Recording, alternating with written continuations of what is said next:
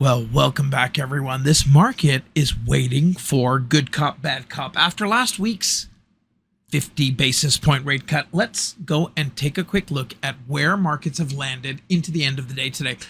In that uptrend channel, as you can see, that regression channel that goes back to October of 2021, you can see a couple of flight paths that I've nailed out over here. Indecision candles going sideways, primarily driven by the Mag 7 stocks, the bigger stocks out there that have the most market cap weight and the most sway.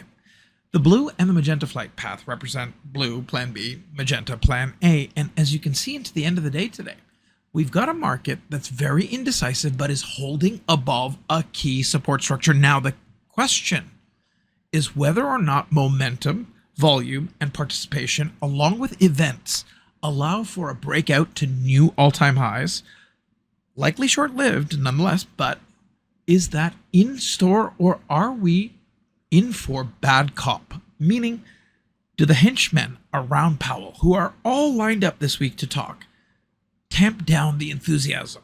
Well, let's go and take a look at technicals to get a sense of trajectory. And what you'll see very quickly is a market on a 4-hour chart over here that I'm going to bring up full screen and get rid of the subcharts for now. I want you to look at the hard right edge, and I want you to look at the champion cross buy zone, that green opaque zone that's there. It is actually expanding. And what does that mean? Well, we've actually got a resumption of the champion trend pack toolkit signals. The stage 1 signal is in. However, it's tentative. We've got a negative divergence at highs, as you can see from last week, and that negative divergence lives at 57.98 roughly on the ES.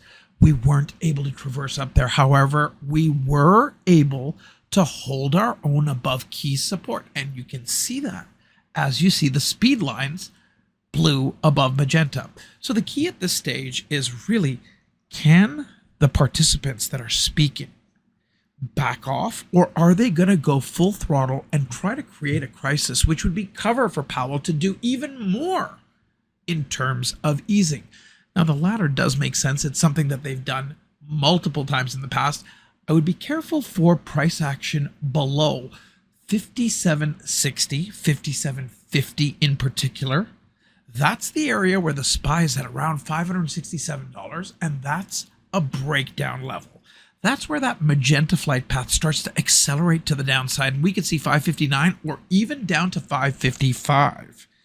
Now, as we move into the election, this is an incredible opportunity for you to join us and learn from incredible analysts, strategists, speakers like myself and Rob, and get the live strategies that they're employing in markets right now in these markets to help them make better decisions.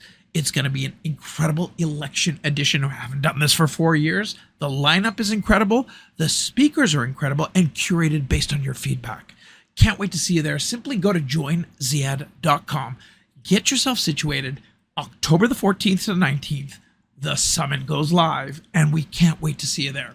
Have an incredible rest of your day, and we will keep you abreast of the market goings-ons in videos just like these in the days to come. Thank you for watching, and have a wonderful rest of your day.